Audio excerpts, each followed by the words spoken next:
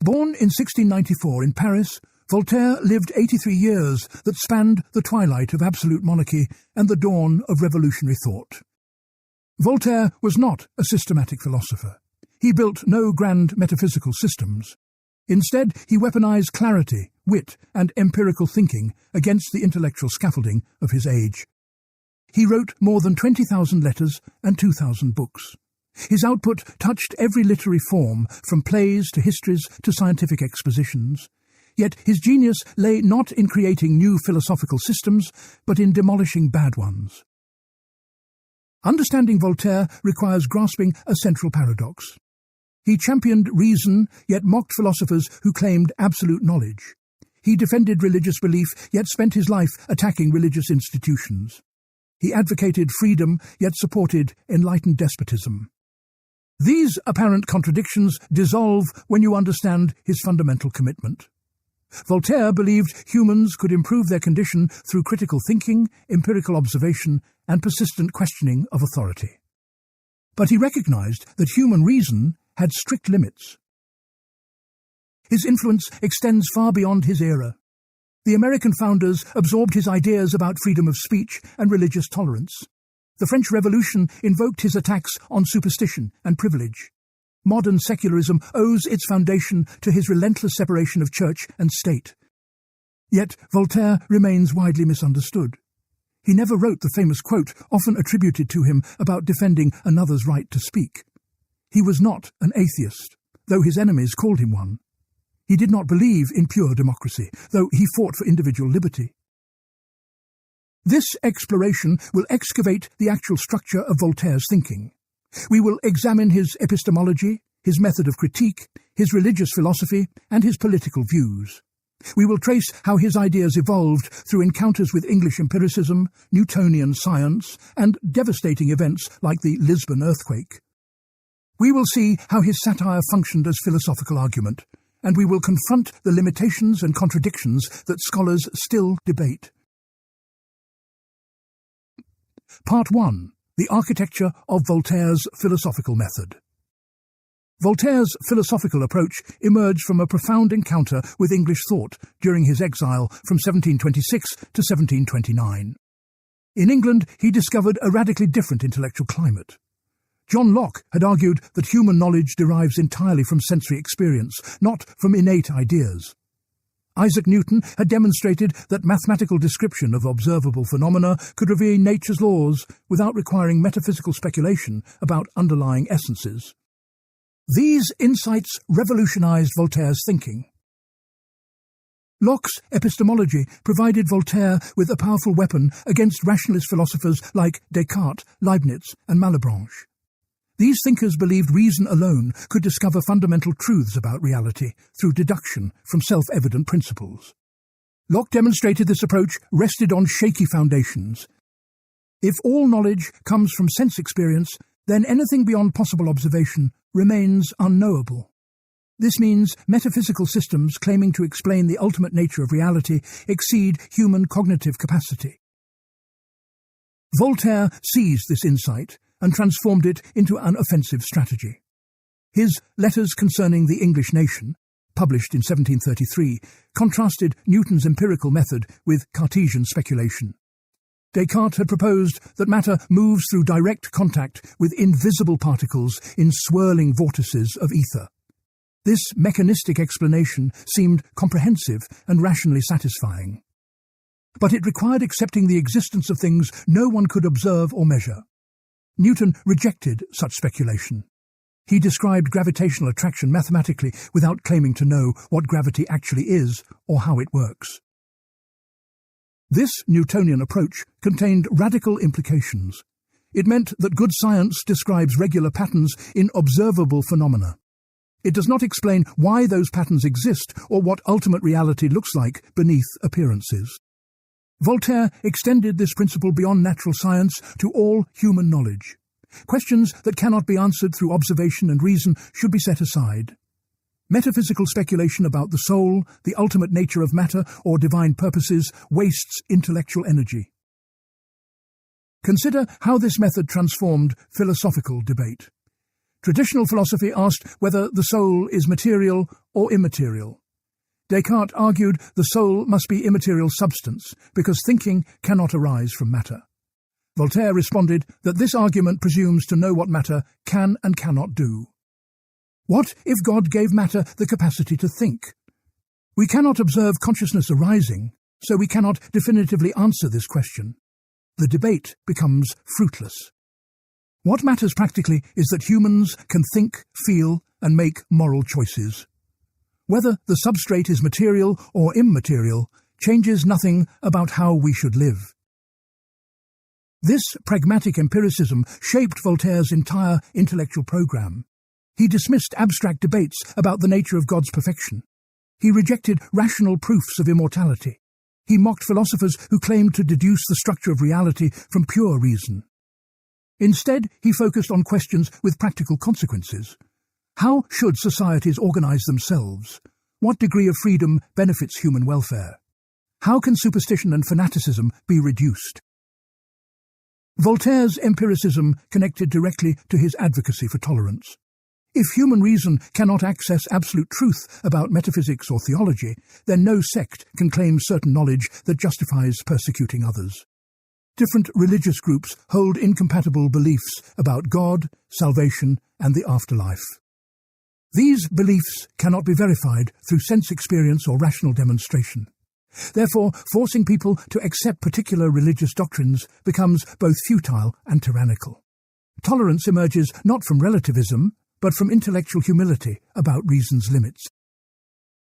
The practical application appears in Voltaire's Treatise on Tolerance from 1763. He wrote this work to defend Jean Calas, a Protestant falsely accused of murdering his son to prevent his conversion to Catholicism. Calas was tortured and executed based on religious prejudice rather than evidence. Voltaire argued that this tragedy resulted from metaphysical certainty breeding fanaticism. When people believe they possess absolute truth, they feel justified using violence against those who disagree.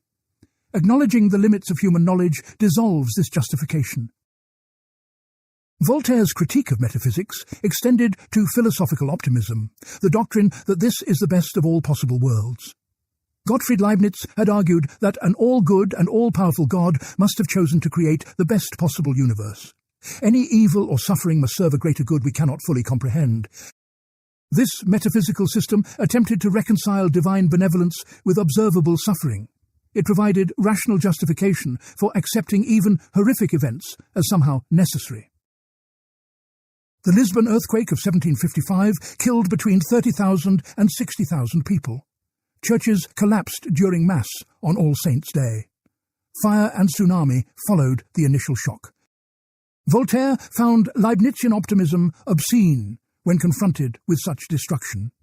To claim these deaths served a higher purpose, that this remained the best possible world, insulted victims, and encouraged passive acceptance of evil.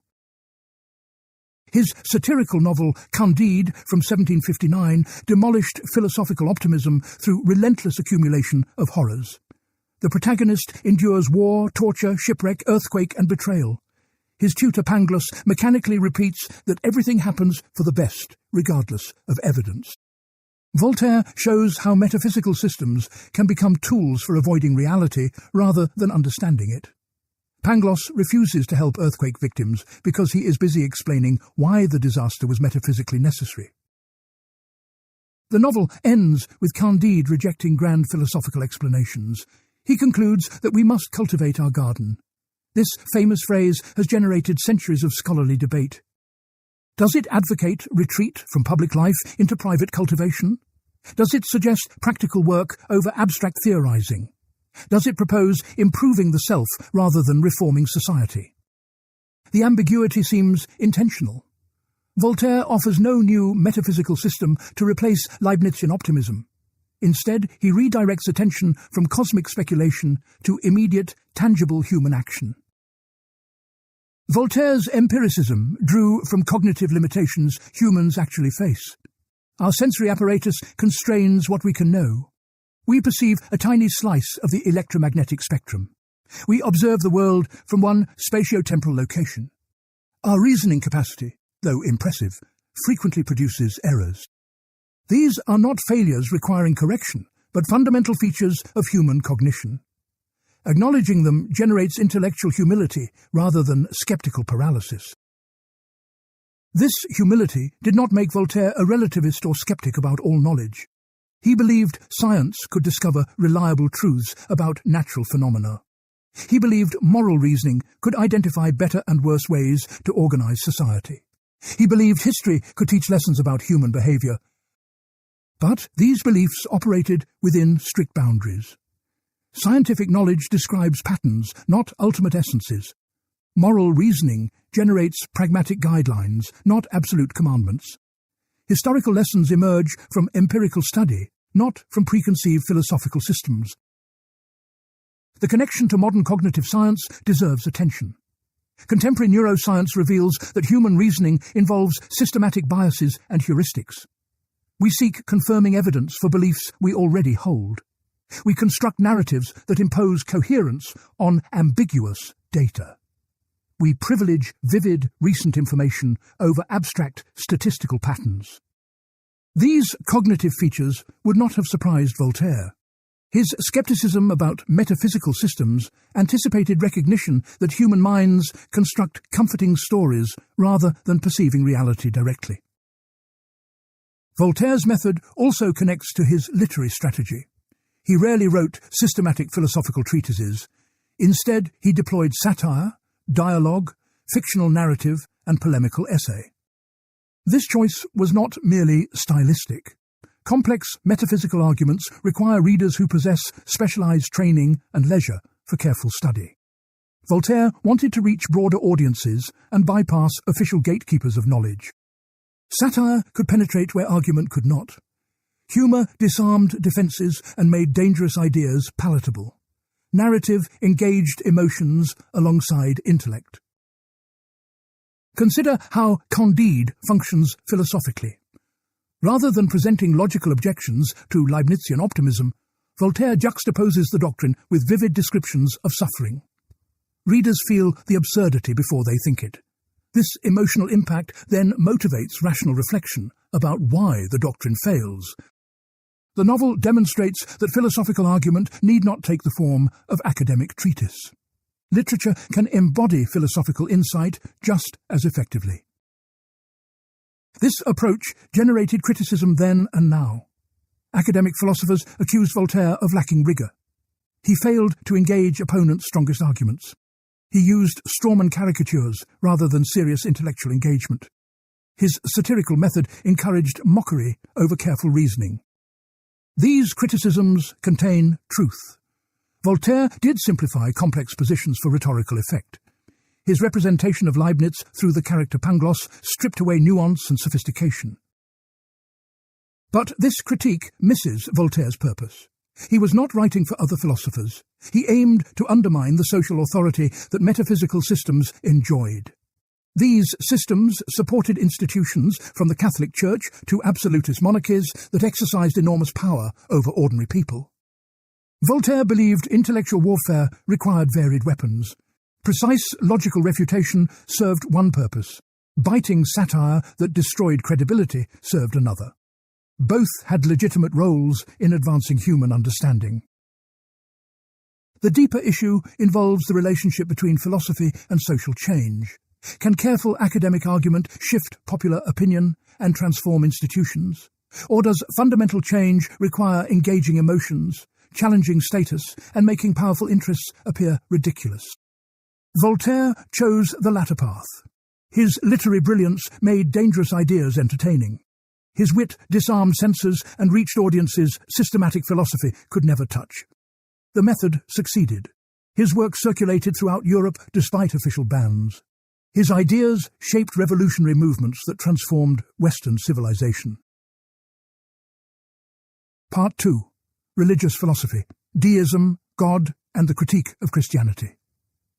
Voltaire's religious views remain among the most misunderstood aspects of his philosophy. His enemies called him an atheist. His supporters claimed him as a champion of pure reason. The historical record reveals something more complex and intellectually interesting. Voltaire was a deist who believed in God but rejected virtually everything organized religions taught about that God. Deism emerged in the 17th and 18th centuries as a middle path between traditional Christianity and atheism. Deists accepted that God exists and created the universe.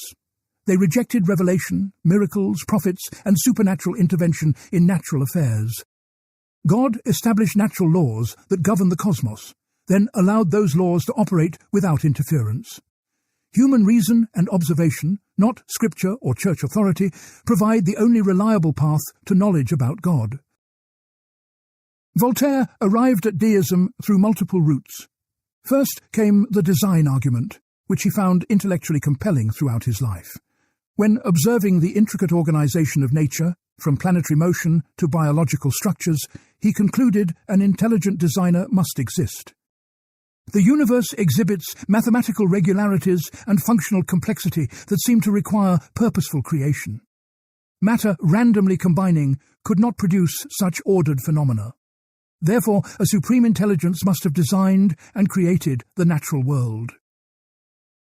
This reasoning paralleled Newton's approach to natural philosophy.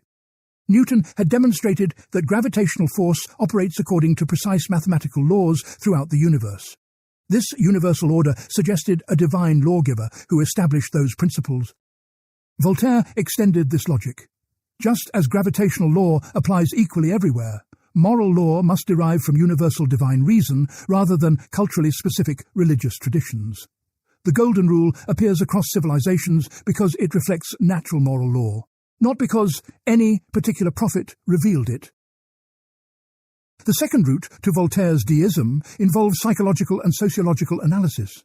He observed that belief in God serves crucial social functions.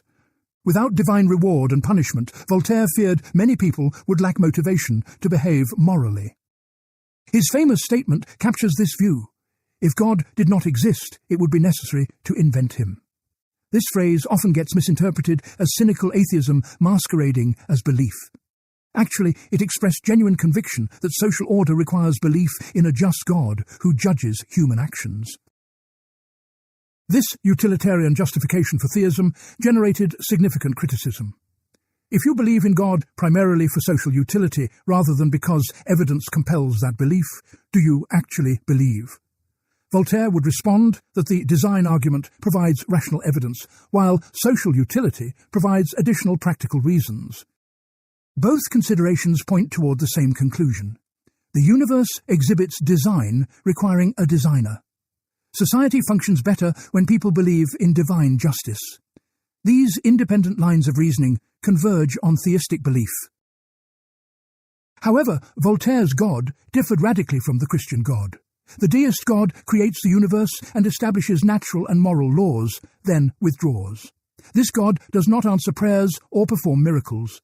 This God does not reveal himself through prophets or inspired texts. This God does not have a chosen people or a preferred religious denomination. Most importantly, this God cannot be known through anything except reason and observation of nature. Claims about God's will or purposes that go beyond what reason establishes are human inventions.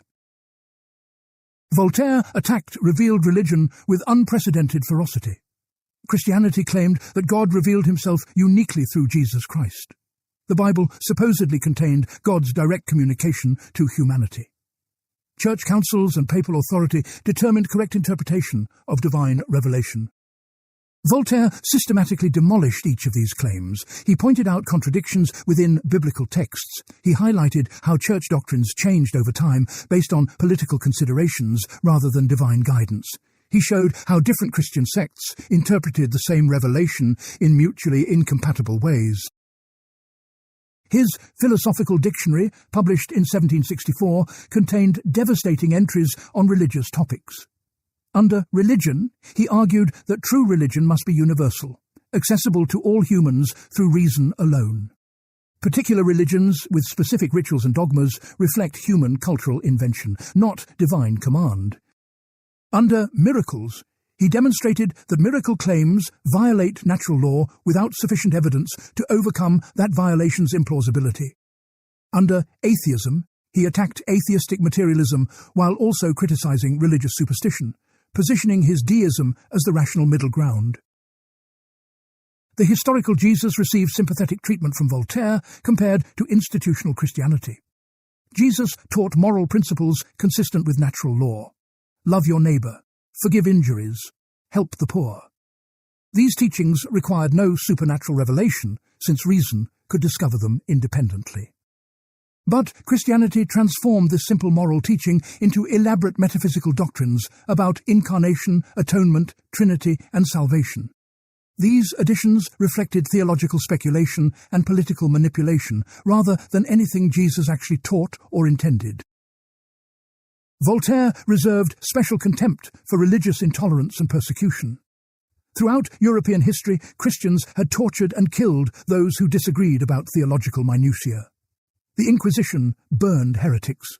Protestant and Catholic armies slaughtered each other over transubstantiation. Jews faced expulsion and forced conversion. All this violence stemmed from the claim that one group possessed absolute truth revealed by God. If people recognized that humans cannot know God's nature or will with certainty, religious violence would become impossible to justify. The Calas affair illustrated this point vividly. Jean Calas was a Protestant merchant in Toulouse whose son committed suicide. Catholic authorities accused Calas of murdering his son to prevent his conversion to Catholicism. Despite no evidence beyond religious prejudice, Calas was tortured on the wheel and executed in 1762. Voltaire investigated the case, published pamphlets exposing the injustice, and campaigned for posthumous exoneration. He succeeded in 1765 when the verdict was overturned. This case demonstrated how religious certainty breeds fanaticism that destroys innocent lives. Voltaire's critique of superstition extended beyond Christianity to all organized religions. He defined superstition as belief in supernatural causation of natural events. When people attribute disease to demonic possession rather than physical causes, they practice superstition. When they believe ritual actions manipulate divine favor, they practice superstition. When they think sacred objects possess magical power, they practice superstition. All religions, including Christianity, Judaism, and Islam, incorporated such superstitious elements. These elements reflected ignorance and fear rather than rational understanding of how nature operates. The relationship between superstition and social control concerned Voltaire deeply. Priests claimed special access to supernatural powers and divine knowledge. This claim generated enormous social authority and material wealth for religious institutions. The Catholic Church owned vast landholdings throughout Europe. It collected tithes from peasants who could barely survive. It exercised political influence over monarchs and governments. All this power rested on superstitious beliefs that Voltaire considered demonstrably false. By attacking superstition, he attacked the foundation of clerical authority. His battle cry, "Écrasez l'infâme," meaning "crush the infamous thing," became famous. The infamous thing referred to institutional Christianity's combination of superstition, fanaticism, and tyranny. Voltaire did not call for eliminating religious belief entirely. Rather, he wanted to destroy the institutions that exploited superstition to maintain power and persecute dissenters. Replace corrupt institutional religion with simple deism, and you preserve social order while eliminating religious violence.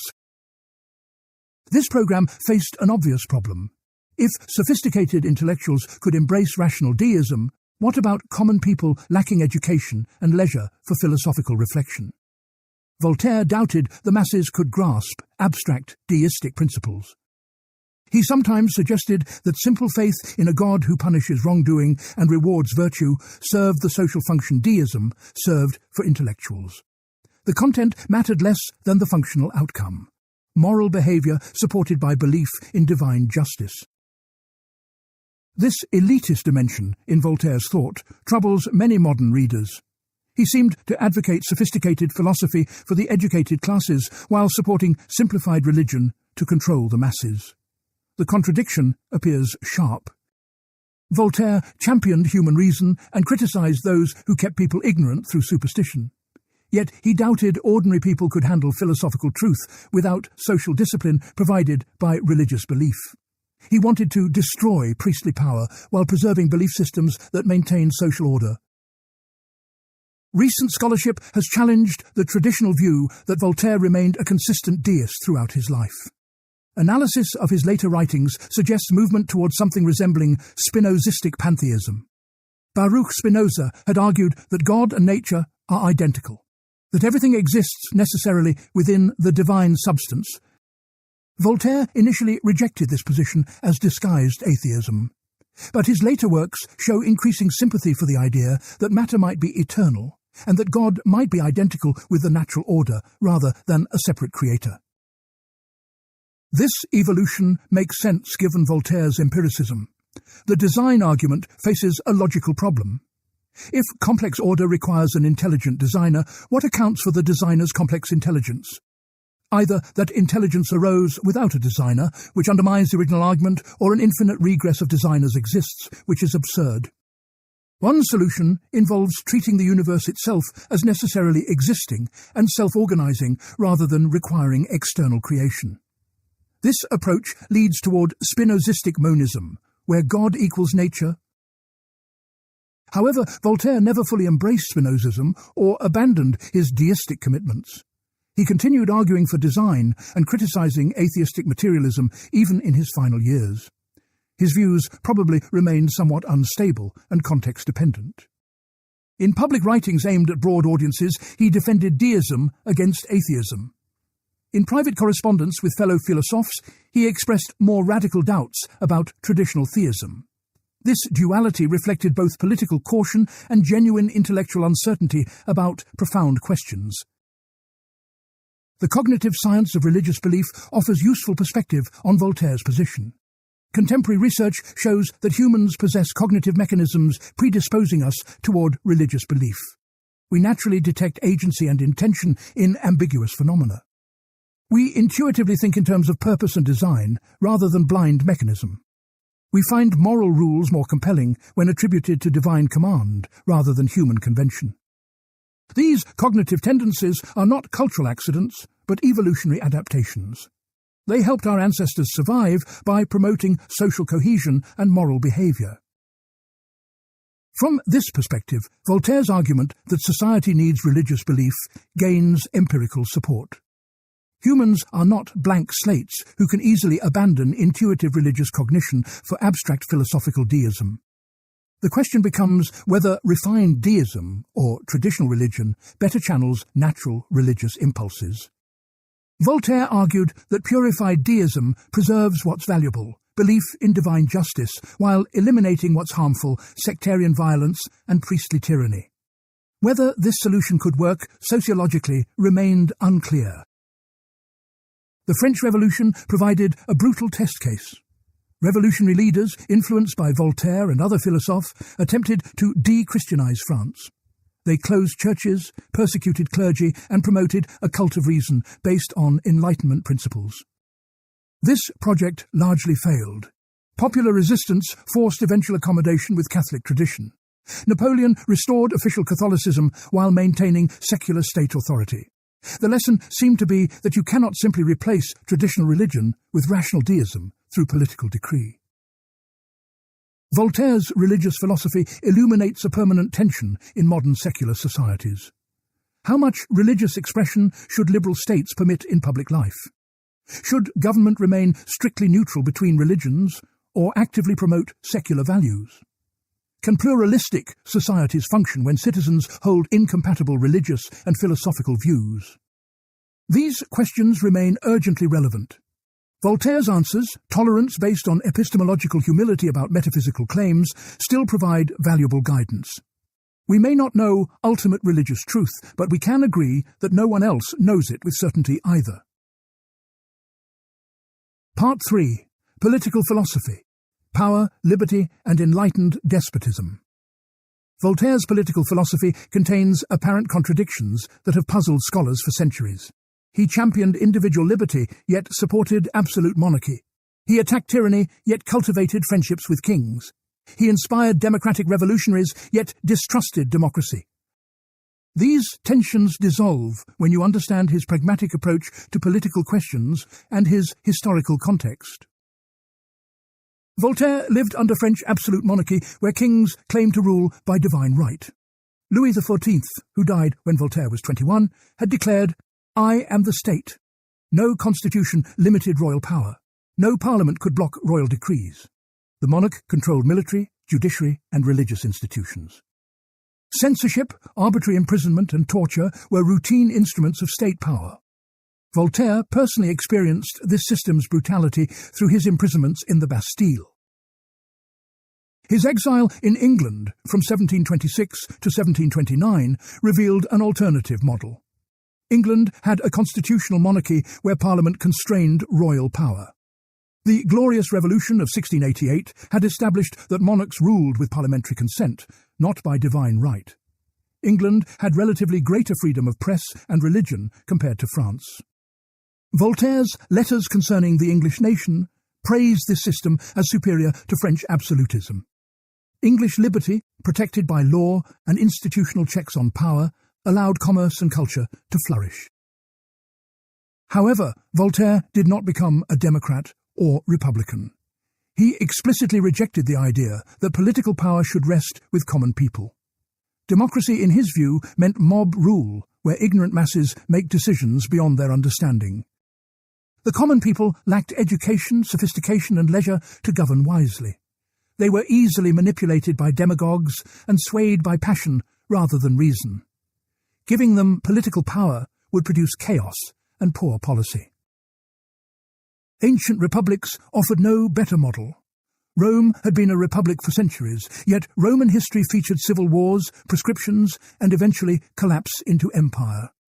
Greek city-states fought endless wars with each other. Both systems relied on slavery to sustain their political arrangements. Voltaire saw nothing admirable in ancient republicanism that warranted revival. These regimes proved just as tyrannical as monarchies, merely distributing power among aristocratic factions rather than concentrating it in one person. What Voltaire supported was enlightened despotism, rule by a philosophically educated absolute monarch who governed rationally in subjects' interests. The ideal enlightened despot would use his power to reform irrational institutions, reduce superstition, promote commerce and arts, establish fair legal codes, and protect individual liberty within appropriate bounds. Such a ruler could implement beneficial changes quickly, without obstruction from entrenched interests or ignorant popular opinion. Reform through enlightened monarchy seemed more practical than democratic or republican alternatives. Voltaire cultivated relationships with several rulers he considered enlightened despots. His correspondence with Frederick the Great of Prussia began in 1736, when Frederick was still crown prince. They exchanged hundreds of letters discussing philosophy, literature, and governance. Voltaire praised Frederick as a philosopher king who would govern according to reason rather than tradition or superstition. In 1750, he accepted Frederick's invitation to live at the Prussian court in Potsdam. The arrangement ended badly 3 years later. Frederick proved less enlightened in practice than in theory. He engaged Prussia in the 7 Years' War, which Voltaire considered unjustified carnage. He censored ideas that threatened his authority despite claiming to support free thought. He manipulated and eventually discarded Voltaire when their relationship became politically inconvenient. The personal betrayal combined with disillusionment about enlightened despotism's reality versus its ideal. Voltaire learned that even philosophically educated monarchs prioritize power over principle. Catherine the Great of Russia provided another test case. She corresponded with Voltaire and portrayed herself as an enlightened monarch implementing rational reforms. Voltaire praised her effusively in published writings. But Catherine's enlightenment had strict limits. She maintained serfdom, which amounted to slavery for millions of Russian peasants. She crushed popular uprisings brutally. She expanded imperial territory through aggressive wars. Her enlightenment extended only to cultural patronage and legal codification, not to fundamental reform of Russian society's oppressive structures. These experiences should have discredited enlightened despotism as a viable political program. If actual monarchs, even those sympathetic to Enlightenment ideas, failed to govern according to reason and justice, why expect better from others? Yet Voltaire never fully abandoned the concept. He seems to have viewed enlightened despotism as the best available option given political realities, even while recognizing its practical limitations. Gradual reform through rational monarchs seemed more plausible than revolution or democratic transformation. Voltaire's political philosophy emphasized property rights and commercial freedom. He believed secure property ownership and free trade generated prosperity that benefited society broadly. England's commercial success resulted from legal protections for property and merchants' freedom to engage in profitable exchanges. France's relative economic stagnation stemmed from arbitrary taxation, guild restrictions, internal tariffs, and privileges that distorted markets. Reform meant establishing rule of law that protected property and commerce from both government expropriation and private plunder. This economic liberalism connected to his views on social class. Voltaire considered the rising commercial bourgeoisie more valuable to society than the parasitic aristocracy. Nobles contributed nothing productive, merely consuming wealth extracted through inherited privilege. Merchants and manufacturers created value through enterprise and innovation. A rational society would honour productive achievement over hereditary status. Yet Voltaire himself bought a patent of nobility and displayed aristocratic pretensions throughout his life. His social criticism coexisted with personal investment in the status hierarchies he intellectually rejected. On legal reform, Voltaire took strong progressive positions. He attacked torture, which remained standard practice in French criminal procedure. Accused criminals were subjected to judicial torture to extract confessions. This barbaric system produced false confessions and condemned innocent people. Voltaire argued that torture was both cruel and epistemically unreliable. Pain makes people confess to anything to stop suffering, regardless of guilt or innocence. Rational criminal justice required abolishing torture and requiring evidence beyond confession. He also criticized capital punishment, though less consistently than his opposition to torture. Executing criminals seemed disproportionate except for the most serious offences. Many European legal codes mandated death for property crimes like theft. Voltaire argued this excessive severity actually undermined deterrence. When punishment is too severe relative to the crime, juries become reluctant to convict. Better to have proportionate punishment reliably applied than harsh punishment inconsistently enforced. This utilitarian reasoning about optimal punishment influenced later criminal law reform movements. The tension in Voltaire's political thought between liberty and authority requires careful analysis. He valued individual freedom, particularly freedom of thought, expression, and religion. Yet he supported political systems that concentrated enormous power in single rulers. These positions appear contradictory until you recognize the distinction between civil liberty and political power. Civil liberty means freedom from arbitrary interference in personal life, religion, expression, and economic activity. Political power means participation in government decisions and legislation. Voltaire believed enlightened despotism could protect civil liberty better than democracy or traditional monarchy. Democratic systems might allow majorities to tyrannize minorities. Traditional monarchies justified tyranny through divine right and religious authority. Enlightened despotism, in principle, separated civil and political domains. The monarch exercises political power but grants subjects extensive civil liberty. People enjoy freedom of thought and commerce without participating in governance. This arrangement protects what matters most while avoiding the dangers of popular rule. Of course, this model contains fatal flaws that Voltaire's experience with Frederick and Catherine should have clarified. Why would absolute monarchs voluntarily limit their power and protect subjects' liberty? What prevents enlightened despots from becoming ordinary despots when their interests conflict with their subjects' welfare?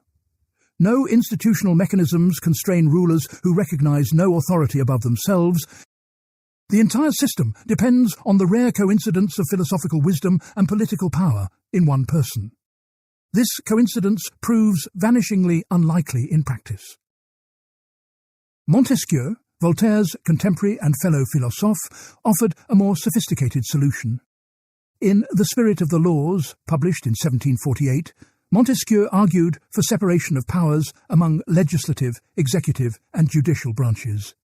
This institutional structure creates checks and balances that prevent concentration of power while maintaining effective government. The American founders studied Montesquieu closely and incorporated his ideas into the Constitution. Voltaire read The Spirit of the Laws, but never fully embraced its central insights about institutional design. Why did Voltaire remain attached to enlightened despotism despite its evident problems? Several factors likely contributed. First, his historical pessimism about human nature made him doubt common people's capacity for self-government. Second, his personal experience of court life and relationships with monarchs shaped his perception of political possibilities. Third, his focus on cultural and intellectual reform rather than institutional change led him to overestimate education's power to constrain authority. Fourth, his age and temperament inclined him toward gradual reform rather than revolutionary transformation. The French Revolution exposed the tensions in Voltaire's political legacy. Revolutionaries invoked Voltaire's name while destroying the monarchical system he had supported. They promoted democratic participation he had feared. They attacked the Catholic Church with violence, exceeding even Voltaire's anti-clerical rhetoric. When the Revolution descended into terror during 1793 and 94, some blamed Enlightenment philosophy for unleashing irrational violence. If Voltaire had taught people to question all authority and tradition, perhaps the terror resulted from his teachings. This interpretation misreads Voltaire's actual views. He never advocated overthrowing government through violence. He explicitly rejected popular revolution as likely to produce worse tyranny than it destroyed. He valued order and stability, not radical transformation. Revolutionary terror stemmed from factors beyond Enlightenment philosophy, including economic crisis, foreign invasion, and political radicalization under extreme circumstances. But the perception that Voltaire's ideas led to revolution and violence affected his posthumous reputation. Modern political theory offers frameworks for understanding Voltaire's position between liberalism and authoritarianism. Classical liberalism prioritizes individual liberty and limited government. Voltaire embraced the first principle while rejecting the second. He wanted maximal civil liberty within an authoritarian political structure. This combination reflects a political economy problem rather than mere inconsistency. How do you reform deeply entrenched institutions when those institutions control mechanisms of change? Voltaire saw enlightened monarchy as the most practical reform agent given existing power structures. Contemporary political science studies conditions under which authoritarian regimes implement liberal reforms. Some authoritarian rulers pursue economic liberalization, legal rationalization, and civil rights expansion to promote development and legitimacy. Singapore, under Lee Kuan Yew, provides a frequently cited example. Such cases validate the possibility of Voltaire's model, liberal reforms implemented through authoritarian power. However, these cases also demonstrate the model's limitations. Without institutional constraints, authoritarian liberalism remains vulnerable to reversal when leadership changes or when liberal policies threaten rulers' interests. Voltaire's political philosophy ultimately reveals the difficulty of achieving liberty without democracy. Civil liberty requires protection from arbitrary power. But who protects that protection when no institutional checks constrain rulers?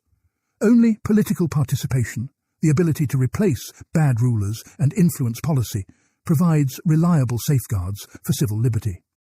Voltaire's faith in enlightened despotism reflected his era's limited experience with stable democracy.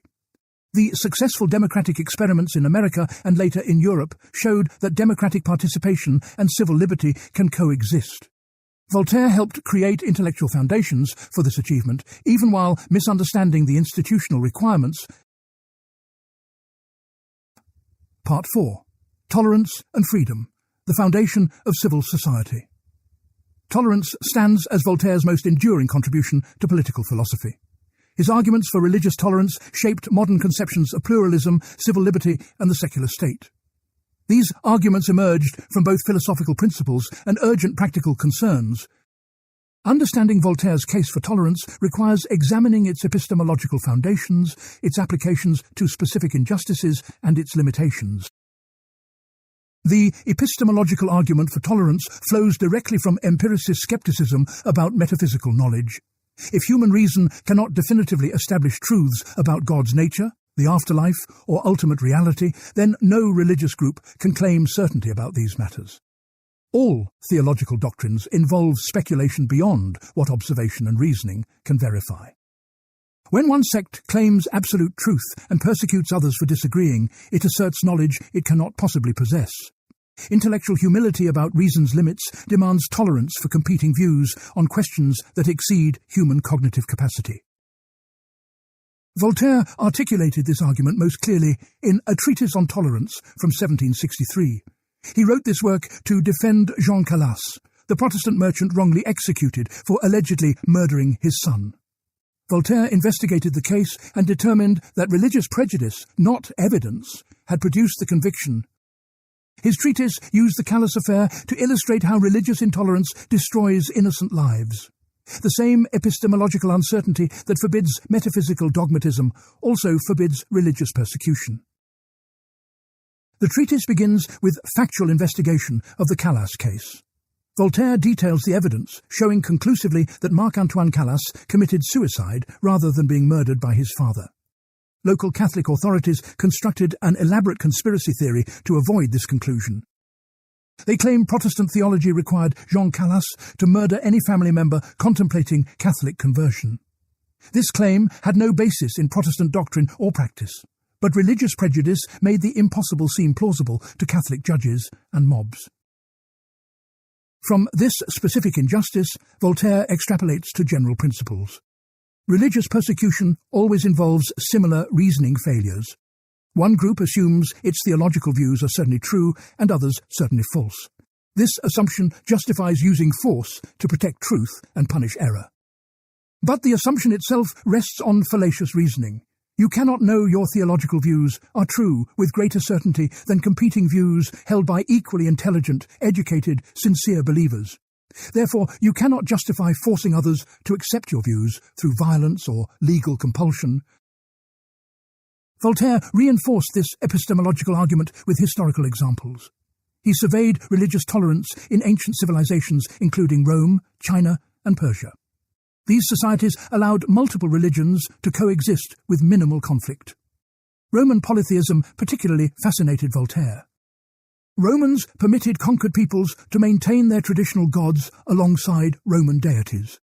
This pragmatic tolerance avoided religious wars that plagued Christian Europe for centuries.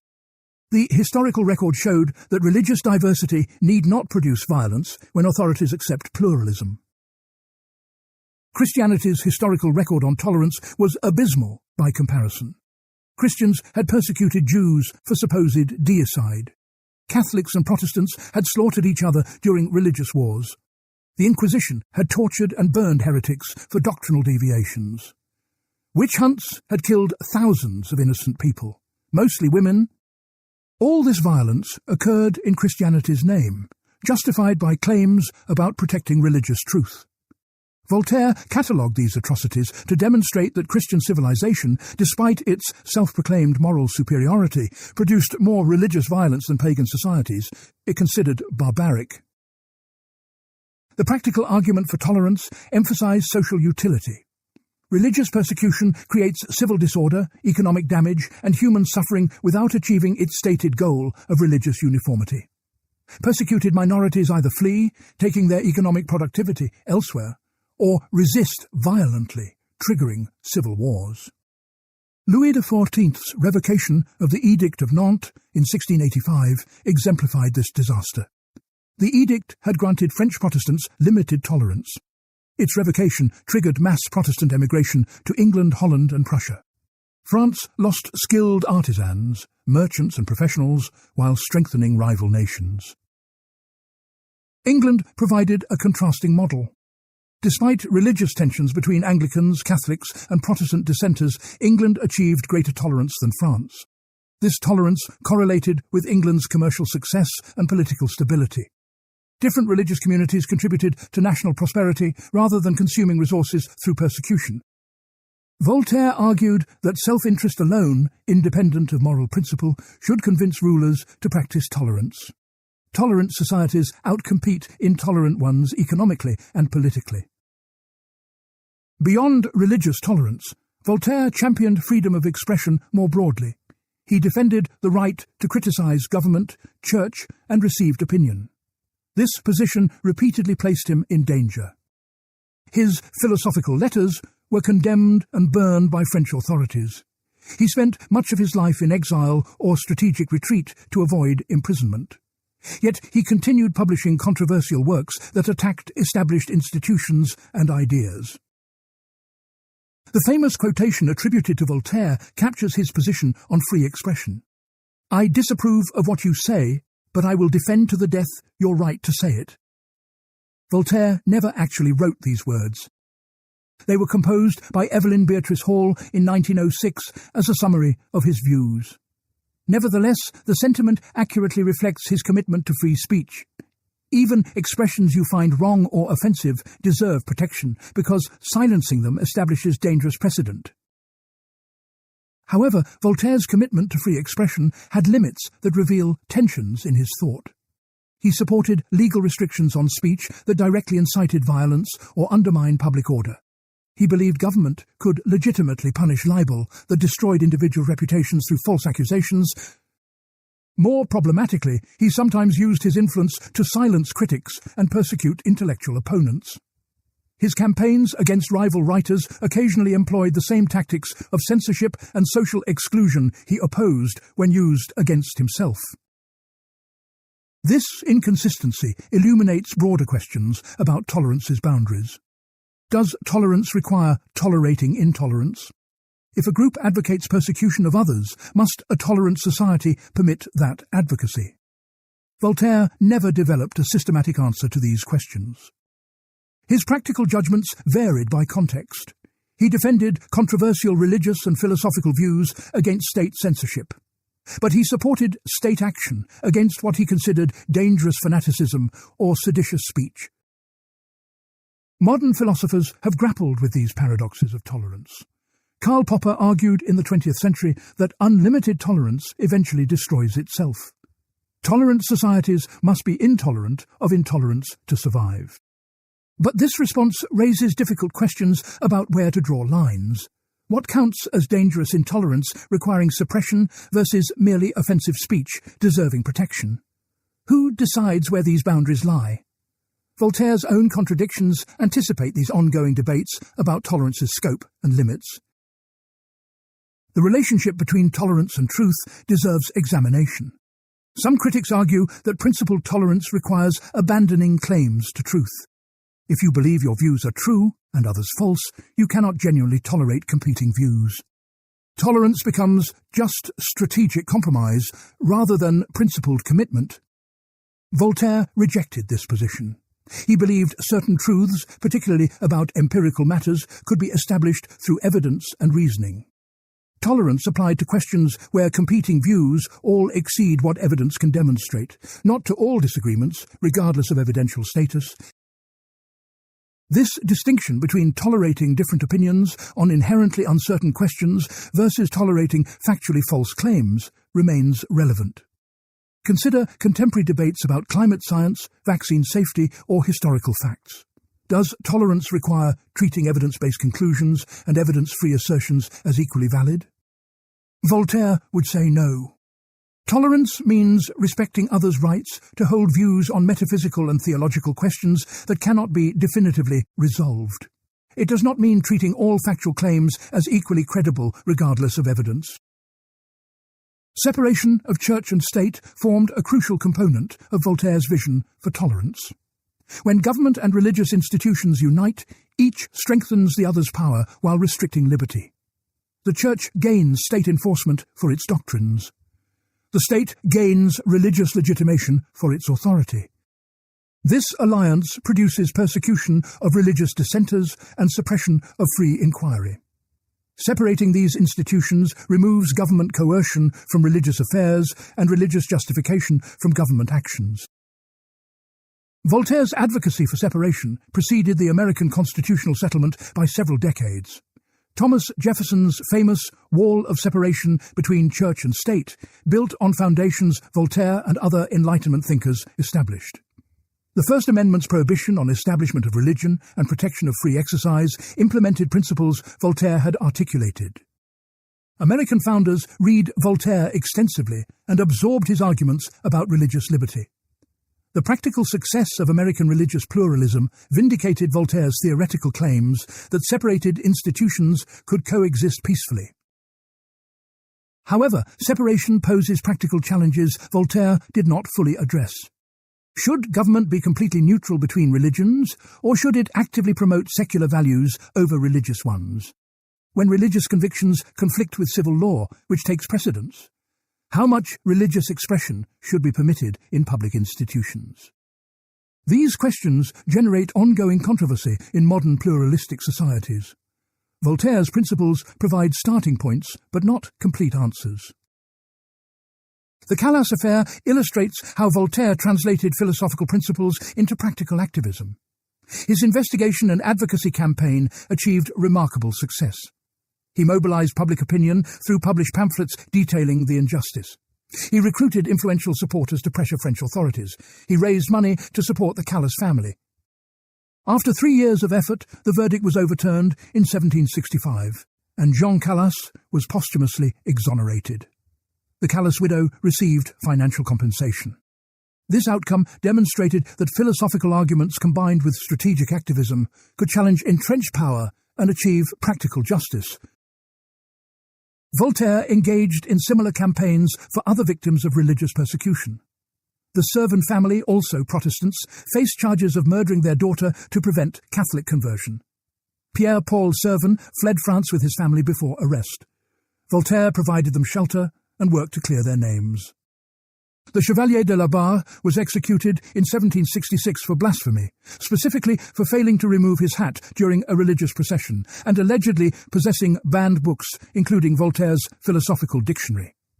Voltaire could not prevent this execution, but memorialized it as an example of religious fanaticism's continuing danger. These campaigns made tolerance more than abstract principle. Voltaire showed that intellectuals bear responsibility to defend victims of injustice, not merely theorize about justice in the abstract. This activist dimension of his work inspired later human rights movements. The 20th century campaigns by Amnesty International and other organizations to defend prisoners of conscience follow patterns Voltaire established. Individual cases of injustice become opportunities to challenge systematic oppression and vindicate universal principles. Economic dimensions of tolerance deserve attention. Voltaire connected religious tolerance to commercial prosperity. When different religious communities coexist peacefully, they engage in productive exchange that enriches society. When persecution forces minorities to flee, economic potential leaves with them. This argument appealed to rulers' self-interest in ways purely moral arguments might not. Even monarchs unmoved by justice claims might respond to demonstrations that tolerance produces wealth and power. Modern economics research on institutional quality supports Voltaire's intuition. Societies with stronger protection for individual rights, including religious liberty, tend to experience higher economic growth. Secure property rights, contract enforcement, and rule of law all correlate with prosperity. Religious tolerance indicates broader institutional quality that supports economic development. Intolerant societies waste resources on persecution, lose human capital through emigration, and discourage innovation by restricting free inquiry. The causal mechanisms Voltaire identified find confirmation in contemporary development economics. Tolerance's relationship to truth-seeking requires deeper analysis. Scientific and intellectual progress depend on free exchange of ideas. When authorities suppress heterodox views, they prevent error correction and slow knowledge advancement. The Catholic Church's persecution of Galileo exemplified this problem. Galileo's astronomical observations contradicted Church doctrine about Earth's central position in the cosmos. Rather than revising doctrine to accommodate evidence, Church authorities forced Galileo to recant and suppressed heliocentric theory. This episode demonstrated how intolerance obstructs truth. John Stuart Mill would later develop this argument systematically in On Liberty, published in 1859. Mill argued that even false opinions deserve protection because confronting them strengthens true beliefs and prevents truth from becoming dead dogma. Voltaire anticipated these insights without Mill's systematic development. His defense of free inquiry rested on recognition that authority often mistakes falsehood for truth and suppresses genuine advances in understanding. Only open competition between ideas allows truth to emerge and error to be corrected. The contemporary relevance of Voltaire's arguments about tolerance remains striking. Religious conflict continues producing violence from Northern Ireland to the Middle East to Southeast Asia. Debates about free speech on social media platforms replay 18th-century controversies about censorship and expression. Questions about religious accommodation in pluralistic societies generate ongoing political controversy. Voltaire's epistemological skepticism, historical awareness, and practical wisdom offer resources for addressing these persistent challenges. We may not live in the 18th century, but we still struggle with problems Voltaire identified and solutions he proposed. Part 5. The Problem of Evil and Human Suffering. The problem of evil stands as one of philosophy's oldest and most challenging questions. If God is all good and all-powerful, why does evil exist? If God can prevent suffering but does not, he seems malevolent. If God wants to prevent suffering but cannot, he seems impotent. Traditional theodicy attempts to reconcile divine perfection with observable evil. Voltaire spent decades wrestling with this problem, and his views evolved dramatically through personal experience and historical catastrophe. Early in his career, Voltaire accepted a form of philosophical optimism influenced by Newton and Alexander Pope. Newton's natural philosophy revealed a cosmos governed by elegant mathematical laws. This cosmic order suggested a divine intelligence organizing nature according to rational principles. Pope's Essay on Man from 1733 argued that apparent evils serve purposes within the larger scheme that humans cannot fully comprehend. Everything fits into a divinely ordained system where each part contributes to overall perfection. Voltaire found this vision intellectually satisfying and wrote works like Zadig in 1747 that portrayed evil as leading ultimately to good. Gottfried Wilhelm Leibniz provided the most sophisticated version of philosophical optimism. In his Theodicy from 1710, Leibniz argued that God, being perfect, must have created the best of all possible worlds. This does not mean a world without any evil, but rather a world where the maximum amount of good coexists with the minimum necessary evil. Evil exists because eliminating it entirely would require reducing good even more. For example, human free will enables both virtue and vice. A world without free will would eliminate vice, but also eliminate genuine virtue, producing less good overall. Therefore, a world with free will, despite enabling evil, is better than one without it. Leibniz's argument involves comparing entire possible worlds, not isolated features. Maybe this particular evil seems unnecessary, but removing it would require changing other features of the world in ways that reduce total goodness. God optimizes across all variables simultaneously, creating the world with the highest ratio of good to evil. From our limited perspective, we cannot see how individual evils contribute to overall perfection. But rational analysis shows that an omniscient, omnipotent, perfectly good God must have chosen this world as optimal. Voltaire initially found this reasoning persuasive, or at least compatible with his deism. But the Lisbon earthquake of November 1st, 1755, shattered his acceptance of optimism. The earthquake struck at 9:30 in the morning on All Saints' Day, when churches were crowded with worshippers. Buildings collapsed, killing tens of thousands instantly. Fire swept through the ruins. A tsunami followed, drowning survivors who had fled to the harbour. Between 30,000 and 60,000 people died in Lisbon alone. Destruction extended throughout Portugal, Spain, and North Africa. The catastrophe's scale and arbitrariness horrified Voltaire. Why would God destroy a city full of people attending religious services on a holy day? What possible greater good could justify such indiscriminate slaughter? If this was the best of all possible worlds, the phrase had no meaning. Voltaire wrote his poem on the Lisbon disaster in 1756 as an immediate response. The poem attacked philosophical optimism with bitter sarcasm, demanding to know how Leibniz would explain this catastrophe as necessary for overall perfection. In the poem, Voltaire confronted optimism's cruel implications. Telling victims that their suffering serves a higher purpose adds insult to injury. It transforms tragedy into metaphysical necessity, removing any basis for compassion or action to prevent future suffering. If everything is for the best, then working to improve conditions becomes pointless or even wrong.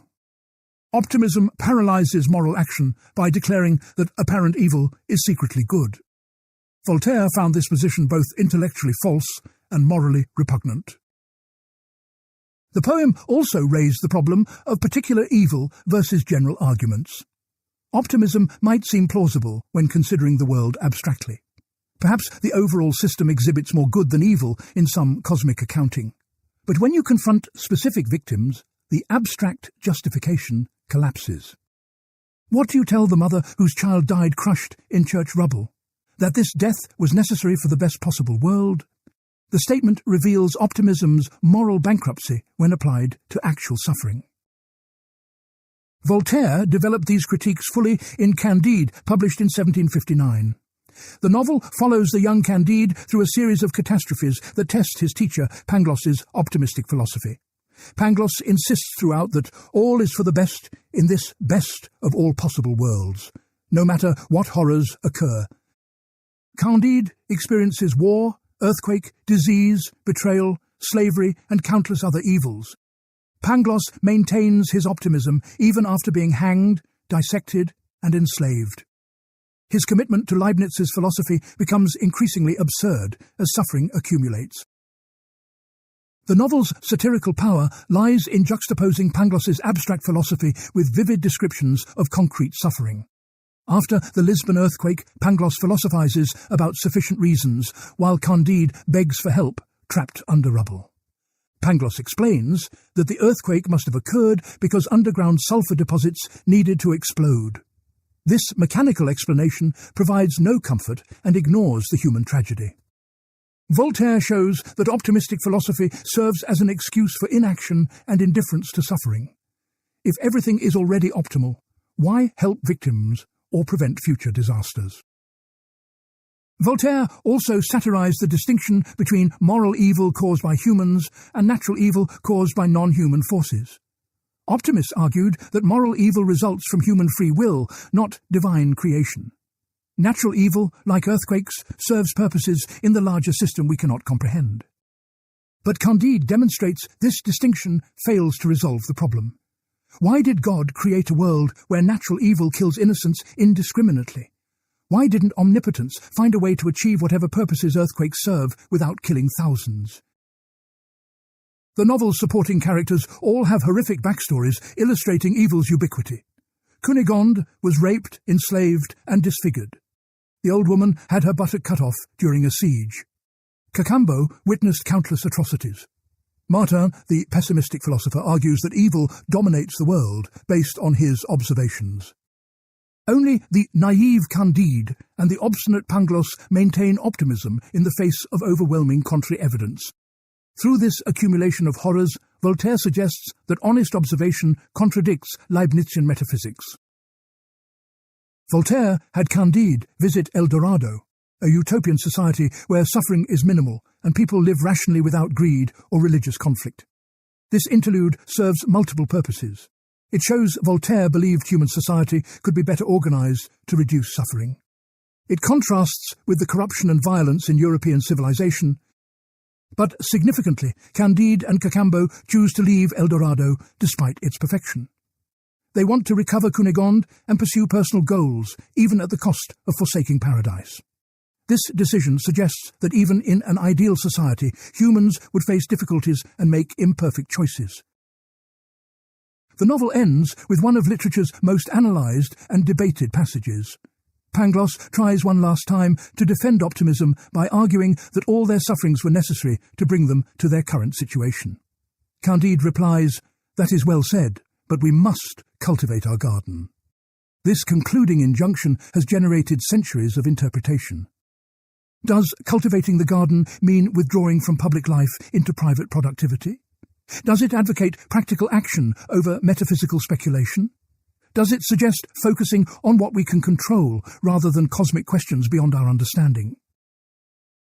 Multiple readings seem intentionally possible. Voltaire offers no replacement metaphysical system for the optimism he demolished.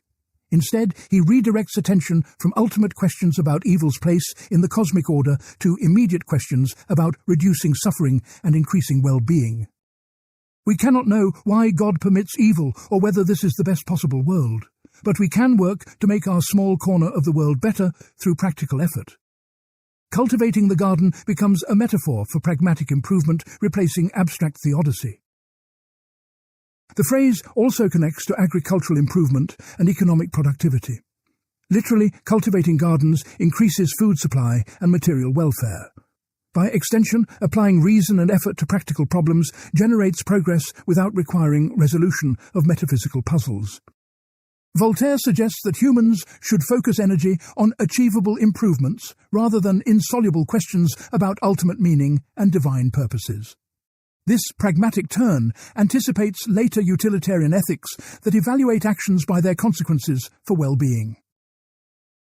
However, some critics argue this conclusion represents retreat rather than solution. If we cannot answer fundamental questions about evil's existence, how do we know our practical efforts actually reduce it? Maybe cultivating gardens accidentally increases suffering in ways we cannot see. Without metaphysical grounding, practical action seems arbitrary. Voltaire might respond that empirical observation shows some actions clearly reduce suffering while others increase it. We need not solve the problem of evil to recognize that medicine heals disease and violence causes pain. Practical knowledge suffices for improving human welfare. Voltaire's treatment of evil connects to his views on free will and determinism. In his earlier work, Treatise on Metaphysics from 1734, he wrestled with whether humans possess genuine freedom or whether our actions are determined by prior causes. Leibnizian optimism seemed to require determinism. If God chose this as the best possible world, everything must unfold according to divine plan. Human free will would introduce unpredictability that could make outcomes worse than God intended. But without free will, humans cannot be morally responsible for their actions. How can we blame criminals or praise heroes if they had no choice? Voltaire never resolved this tension satisfactorily. He recognized the philosophical difficulty while insisting on practical necessity of treating humans as responsible agents. Even if determinism is metaphysically true, we must act as if we have free will, because social order requires assigning responsibility. This pragmatic resolution frustrates philosophers seeking systematic consistency, but reflects Voltaire's general approach. When metaphysical questions prove insoluble, adopt whatever assumption makes practical life workable. The problem of evil raises questions about whether Voltaire remained a theist after rejecting optimism. If evil's existence contradicts divine perfection, perhaps no perfect God exists. Atheism would dissolve the problem by removing the expectation that the universe should exhibit moral order. Voltaire consistently rejected this solution. He maintained belief in God based on the design argument while abandoning the claim that God's purposes are good by human standards.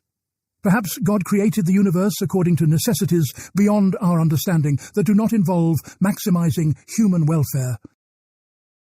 This position resembles views in the book of Job, where God responds to questions about suffering by asserting divine inscrutability. Humans cannot comprehend God's reasons, so expecting the world to match human conceptions of justice is presumptuous. Voltaire admired Job's challenge to easy theodicy. Unlike Job's comforters, who insist suffering must reflect deserved punishment, Job demands honest accounting for innocent suffering. God's response validates the question while refusing easy answers. Voltaire adopted a similar position, acknowledged the reality of evil without pretending to explain it. Contemporary philosophers continue debating whether theism can accommodate evil's existence. The evidential problem of evil argues that suffering's quantity and distribution make God's existence unlikely, even if not logically impossible. The logical problem of evil argues that evil's existence logically contradicts divine perfection. Defenders develop sophisticated theodicies, attempting to show how evil might serve purposes justifying permission by a perfect deity. Voltaire's critique anticipated and rejected most standard theodicies. They sacrifice intellectual honesty by explaining away rather than confronting suffering's horror. Neuroscience and evolutionary biology offer perspectives on suffering that Voltaire could not have known, but that align with his views. Pain evolved as a signal that motivates avoiding damage and promoting healing. Suffering connects to brain mechanisms serving survival and reproduction, not cosmic justice or divine purposes. This naturalistic explanation demystifies evil as a side effect of physical processes rather than a metaphysical puzzle requiring solution. Voltaire's empirical approach to philosophical problems anticipated this naturalistic turn, even without modern scientific knowledge. The practical implications of Voltaire's critique of optimism remain relevant. Psychological research shows that just world belief, the assumption that people get what they deserve, correlates with reduced empathy for victims. If we think suffering must be deserved or serve higher purposes, we feel less motivated to help. Voltaire recognized this dynamic centuries before psychological studies confirmed it.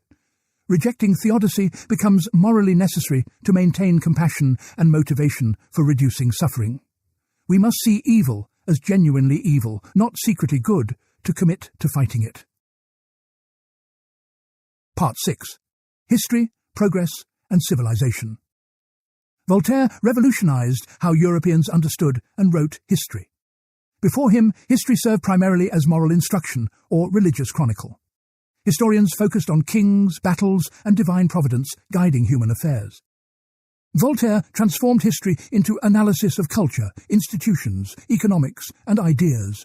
He asked new questions about why civilizations rise and fall, how customs develop, what factors promote human welfare. This approach laid foundations for modern social history and historical sociology.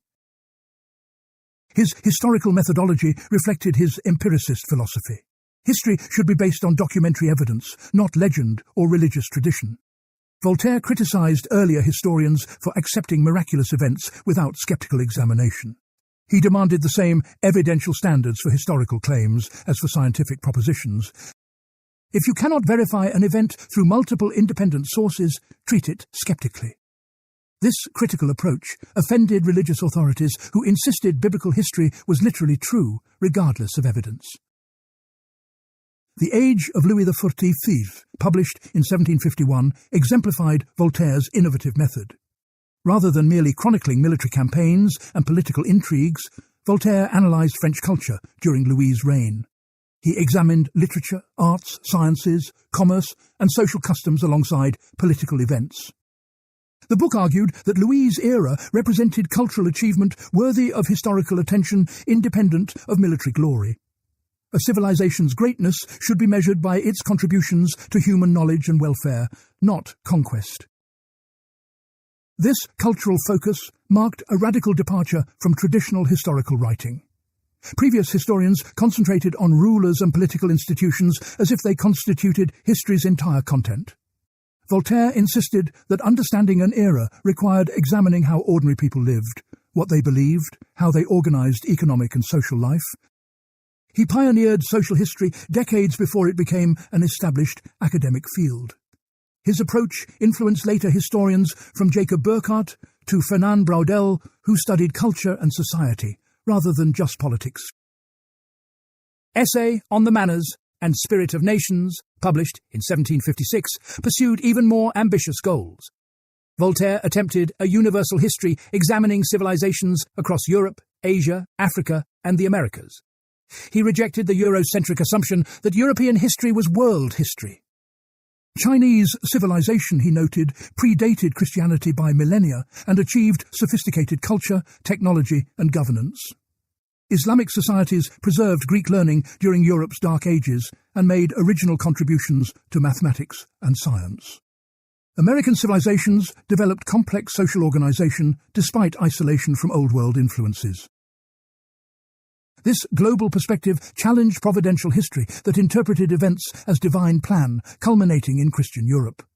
Bossuet's Discourse on Universal History from 1681 represented this tradition. Bossuet portrayed history as God preparing humanity for Christianity's revelation. Everything before Christianity was mere prelude, and everything after demonstrated Christian civilization's superiority. Voltaire demolished this framework by showing that multiple civilizations achieved greatness independently of Christianity and often declined after adopting it. Voltaire's attitude toward progress was complex and changed over time. Early in his career, he believed human societies advance through application of reason to practical problems. Scientific knowledge accumulates across generations, each building on previous discoveries. Legal and political institutions can be improved through rational reform. Cultural sophistication increases as barbarism gives way to civilization. This optimistic progressivism characterized much Enlightenment thought and inspired reform movements throughout Europe. However, Voltaire never embraced naive linear progress narratives. History showed civilizations rising and falling in cycles rather than steadily advancing. Rome had achieved remarkable culture and governance, then collapsed into feudal disorder. The Renaissance recovered classical learning after centuries of medieval stagnation. No guarantee existed that progress would continue or that societies could not regress into barbarism. Human irrationality, superstition, and violence constantly threaten Enlightenment's fragile achievements. The concept of progress itself requires careful examination. What counts as progress, and who decides? Voltaire measured progress primarily through reduction of superstition, increase in tolerance, and growth of prosperity. Societies advance when they replace religious dogma with rational inquiry, persecution with tolerance, poverty with commerce. But this definition reflects Enlightenment values that not all cultures share. Is Western European civilization in 1750 actually more advanced than Chinese civilization with its ancient traditions and different values? Voltaire struggled with this tension between universal standards and cultural diversity. He wanted to judge civilizations by objective criteria like prosperity, justice, and knowledge advancement. Yet he recognized that different societies organized themselves successfully according to different principles. Chinese governance differed fundamentally from European models, but produced a stable, prosperous society for millennia. This relativistic insight undermined simple progress narratives, where all societies should converge on European patterns. His treatment of non-European civilizations exhibited both admiration and prejudice. Voltaire praised Chinese philosophy, legal codes, and administrative efficiency. He admired Islamic contributions to mathematics, astronomy, and preservation of classical texts. He found much to respect in various Asian and Middle Eastern cultures. However, he also reproduced European stereotypes and displayed cultural condescension. His descriptions of Africa particularly reflected ignorance and prejudice common to his era. He considered some societies irredeemably barbaric and incapable of civilization without European intervention. The economic dimension of Voltaire's historical thinking deserves attention. He believed commercial activity drives cultural development and social progress. Trade brings different societies into contact, promoting exchange of ideas alongside exchange of goods. Prosperous commercial societies develop arts, sciences, and refined culture that subsistence agricultural societies cannot support. Merchants and manufacturers create wealth through productive enterprise, unlike aristocrats who merely consume inherited privilege. Therefore, history's direction should be toward expanding commerce and reducing obstacles to economic exchange. This proto-capitalist historical vision influenced Adam Smith and classical political economy. Smith's Wealth of Nations from 1776 analysed how commercial societies generate prosperity through specialisation and exchange. Smith acknowledged debts to Voltaire and other French Enlightenment thinkers. The view that commerce civilises and peace promotes prosperity became foundational to liberal economic thought. Voltaire helped establish the intellectual framework connecting economic freedom to cultural progress. However, this framework had severe limitations and blind spots. Voltaire largely ignored exploitation underlying commercial prosperity. European wealth increasingly derived from colonial extraction and slave labour during the 18th century. Sugar, tobacco, and cotton plantations in the Americas relied on African slavery. Colonial trade enriched European merchants while impoverishing colonized peoples. Voltaire occasionally criticized slavery but failed to recognize how thoroughly commercial prosperity depended on violent exploitation. His celebration of commerce as civilizing force obscured the violence sustaining it. Voltaire's historical work influenced how Europeans understood civilization itself. Rather than viewing civilization as a fixed state some societies possess and others lack, he showed it as a process of development with multiple dimensions. Societies could be advanced in some areas while backward in others. Ancient Greece achieved philosophical and artistic brilliance but practiced slavery and excluded women from citizenship. Medieval Europe developed Gothic architecture and scholastic philosophy but burned heretics and persecuted Jews. No civilization was purely civilized or purely barbaric. All mixed progress and regression. This nuanced view challenged both cultural chauvinism and cultural romanticism.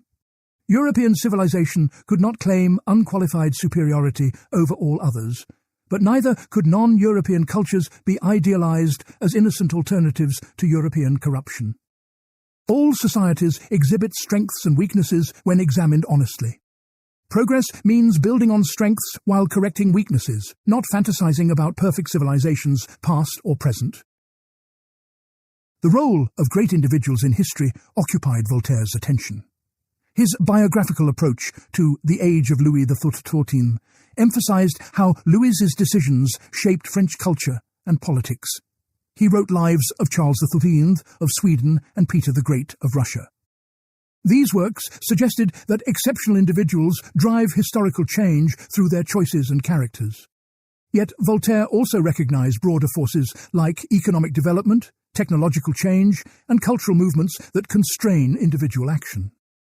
The tension between great man theory and structural explanation remained unresolved. Modern historiography has moved largely beyond Voltaire's biographical focus towards structural analysis. Historians now emphasize long-term trends in climate, disease, technology, and economic organization. Individual leaders matter less than underlying material and social forces. However, recent work has recovered attention to contingency and individual agency within structural constraints. Voltaire's recognition that both individual choice and structural forces shape history seems more sophisticated than either extreme alone. Voltaire's use of history for political argument raises methodological questions. He selected evidence supporting his positions while ignoring contrary data. His treatment of religious history particularly exhibited tendentious interpretation designed to discredit Christianity. He exaggerated religious violence while minimizing secular violence. Critics accused him of propagandizing rather than honestly investigating the past. This criticism had merit. Voltaire's histories served polemical purposes alongside scholarly ones. He never pretended to write with academic detachment. Yet all history involves interpretation shaped by the historian's values and concerns. The pretense of pure objectivity often masks unstated assumptions and biases. Voltaire's explicit advocacy may be more honest than claims to neutrality that hide perspective. His work demonstrated that history necessarily involves judgment about what matters and how to evaluate past societies. Acknowledging this interpretive dimension makes historical claims more transparent and open to challenge. The question of historical inevitability versus contingency threads through Voltaire's work. Sometimes he wrote as if certain developments were necessary results of underlying causes. Commercial growth necessarily produces cultural refinement. Superstition necessarily gives way to reason as knowledge advances. Other times he emphasized contingency and accident in determining outcomes. If Louis XIV had made different choices, French history would have unfolded differently. This tension reflects genuine difficulty in determining how much historical development follows necessary patterns versus depending on chance. Contemporary historians recognize both necessity and contingency operate at different scales. Long-term material trends like agricultural productivity or technological capacity constrain possibilities in ways individuals cannot overcome.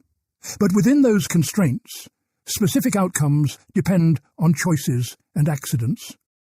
The Industrial Revolution required certain preconditions, like coal deposits and legal institutions protecting property. But when and where it occurred depended on particular innovations and entrepreneurial decisions.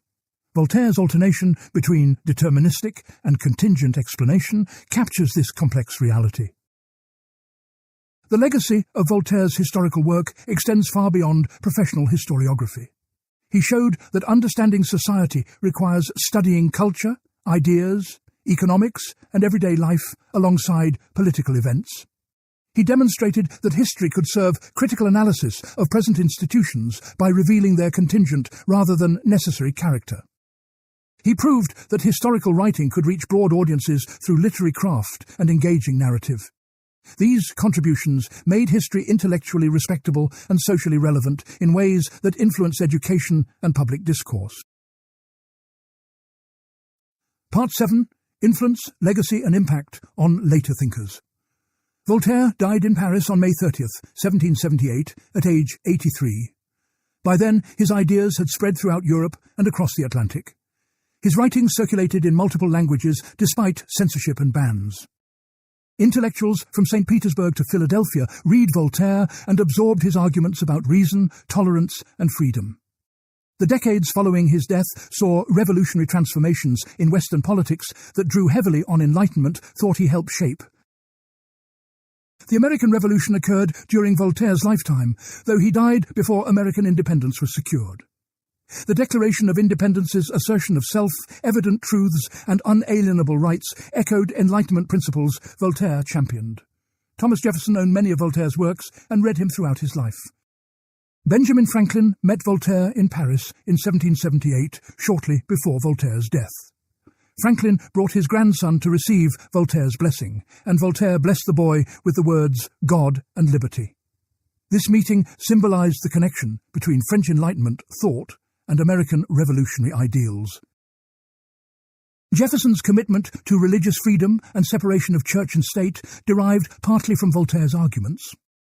The Virginia Statute for Religious Freedom, that Jefferson drafted in 1777, embodied Voltairean principles. No one should be compelled to support religious institutions through taxation. Religious belief should be entirely voluntary and protected from government interference. These ideas, revolutionary in their time, became foundational to American constitutional order. The First Amendment's religion clauses implemented separation that Voltaire had advocated decades earlier. James Madison, primary architect of the Constitution, also drew on Enlightenment thinkers, including Voltaire. Madison's Memorial and Remonstrance Against Religious Assessments from 1785 argued for complete separation using arguments that paralleled Voltaire's writings. Religious truth cannot be established by majority vote or government decree. History shows that government involvement in religion corrupts both institutions. Therefore, strict separation protects both religious liberty and political legitimacy. These Voltairean principles became embedded in American political institutions. However, the American founders differed from Voltaire in crucial respects. They created democratic institutions that Voltaire had distrusted. They established constitutional limits on government power through separation of powers and federalism. They relied on Montesquieu's institutional analysis more than Voltaire's faith in enlightened rulers. The American experiment demonstrated that stable democracy was possible, contrary to Voltaire's skepticism. Yet the fundamental values, individual liberty, religious tolerance, government accountability, derived substantially from Enlightenment, thought Voltaire had articulated. The French Revolution erupted in 1789, 11 years after Voltaire's death. Revolutionaries invoked Voltaire's name and celebrated him as a prophet of liberation from tyranny. In 1791, the revolutionary government transferred Voltaire's remains to the Pantheon in Paris with elaborate ceremony. The procession banner declared, "He taught us to be free." Revolutionary pamphlets and speeches quoted Voltaire's attacks on church and monarchy to justify radical transformation. Yet Voltaire would likely have been horrified by the revolution's violence and radicalism. The Terror of 1793 through 94 saw thousands executed by guillotine, including King Louis XVI and Queen Marie Antoinette. Revolutionary tribunals condemned aristocrats, clergy, and political opponents to death with minimal legal process. The attempt to dechristianize France included closing churches, persecuting priests, and promoting a cult of reason. This exceeded anything Voltaire advocated. He wanted reform, not revolutionary destruction of existing order. Conservative critics blamed Enlightenment philosophy for revolutionary violence. If thinkers like Voltaire taught people to question all authority and tradition, chaos and bloodshed naturally followed. Edmund Burke's Reflections on the Revolution in France, from 1790, argued this position. Burke claimed that abstract reason divorced from tradition and experience produces destructive fanaticism. The Terror demonstrated what happens when philosophical principles override practical wisdom and inherited institutions.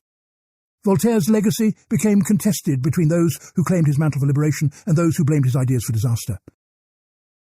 This debate oversimplifies both Voltaire's actual views and the revolution's complex causes. Voltaire consistently opposed violent revolution and supported gradual reform through enlightened monarchy. He valued order and stability alongside liberty. He never advocated overthrowing government or executing rulers.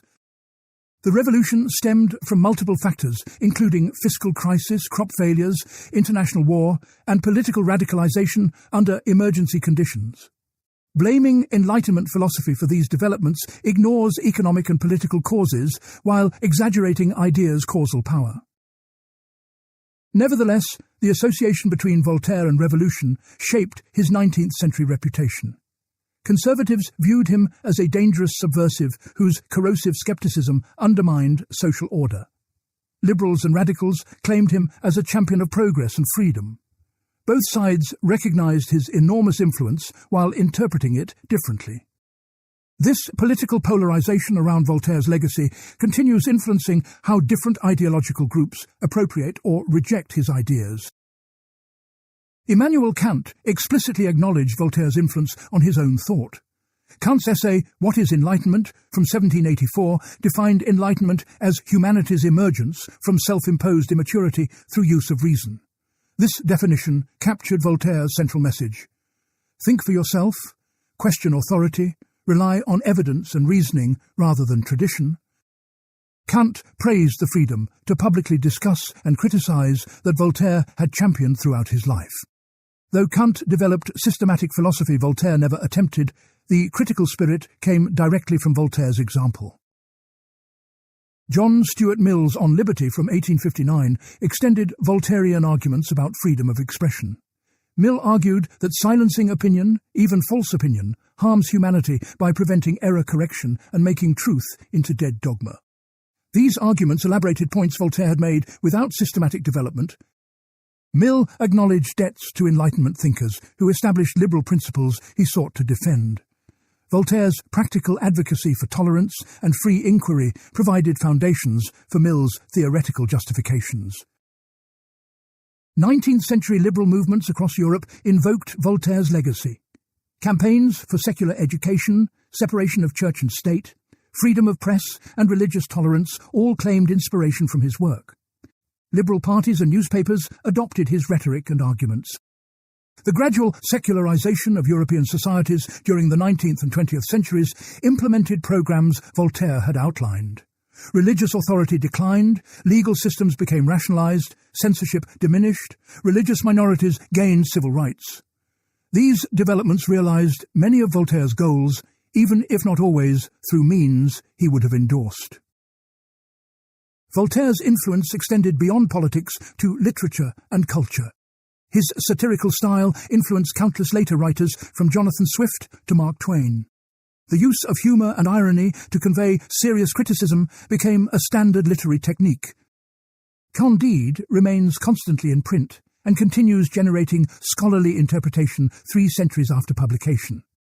Its combination of entertainment and philosophy demonstrates that literature can convey ideas as effectively as systematic treatises. The development of human rights discourse owes significant debt to Voltaire's activism. His campaigns on behalf of Jean Calas and other persecution victims establish patterns for later advocacy. Individual cases of injustice become opportunities to challenge systematic oppression and vindicate universal principles. Organizations like Amnesty International follow methods Voltaire pioneered, investigate specific abuses, publicize them to mobilize opinion, pressure authorities to provide remedy. The concept that intellectuals bear responsibility to defend victims of injustice derives partly from Voltaire's example. Modern secular humanism draws heavily on Voltairean foundations. The view that human welfare rather than divine command should guide ethics and politics reflects his pragmatic approach. The emphasis on reason, evidence, and critical thinking as paths to knowledge echoes his epistemology. The commitment to tolerance and pluralism in matters of conscience follows his arguments. Humanist organizations explicitly claim Voltaire as a predecessor and cite his writings in defense of secular values. Whether or not contemporary humanists interpret Voltaire accurately, his symbolic importance for secular movements remains enormous. However, some modern thinkers criticize aspects of Voltaire's legacy. Post-colonial scholars note his Eurocentrism and failure to adequately criticize colonialism and slavery. Feminist critics point out his acceptance of gender hierarchy and exclusion of women from full citizenship. Democratic theorists reject his elitism and distrust of popular participation. These criticisms remind us that Enlightenment thinkers, including Voltaire, remained products of their time with limited perspectives. Appropriating their valuable insights requires critical engagement, not uncritical veneration. The question of whether Voltaire's influence was beneficial or harmful for Western civilization admits no simple answer. His ideas contributed to liberalization, secularization, and expansion of individual rights that most modern people value. But the Enlightenment project also involved cultural arrogance, colonial domination, and naive faith in reason's power that produced harm. Evaluating Voltaire's net impact requires weighing complex consequences across multiple dimensions over several centuries. Different evaluators with different values and priorities reach different conclusions. Contemporary debates about free speech, religious accommodation, and secular values replay 18th-century controversies Voltaire engaged. Should social media platforms permit offensive speech or enforce community standards? Should religious objections to secular laws receive exemptions or accommodations? How should pluralistic democracies balance competing values and worldviews? Voltaire's arguments remain relevant because the underlying tensions persist. His solutions, epistemological humility combined with vigorous advocacy for tolerance, still offer valuable guidance even when specific applications require updating. The scientific revolution Voltaire helped publicize continues transforming human understanding and capabilities. Newtonian physics led to relativity and quantum mechanics. Empirical methodology enabled medical advances saving millions of lives. The critical spirit Voltaire championed underpins ongoing scientific progress. However, technology's destructive potential also became evident through world wars, nuclear weapons, and environmental damage. Voltaire's optimism about science and reason improving human welfare requires qualification by recognition of how knowledge can be misused. Voltaire's enduring significance lies not in specific doctrines, but in his method and spirit. He demonstrated that authority and tradition deserve constant questioning. He showed that compassion for victims should motivate practical action, not just philosophical speculation. He proved that humour and wit can expose absurdity as effectively as logical argument. These contributions transcend particular political or religious positions. They embody an approach to intellectual and moral life that remains valuable regardless of changing circumstances. Voltaire's legacy is not a fixed set of beliefs, but an ongoing commitment to reason, tolerance, and human welfare.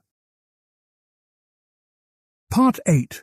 Limitations, Contradictions, and Contemporary Relevance. Any honest assessment of Voltaire must confront his limitations and contradictions alongside his achievements. No thinker, however brilliant, transcends their historical moment completely. Voltaire exhibited blind spots, biases, and errors that diminish his legacy even while his contributions remain substantial.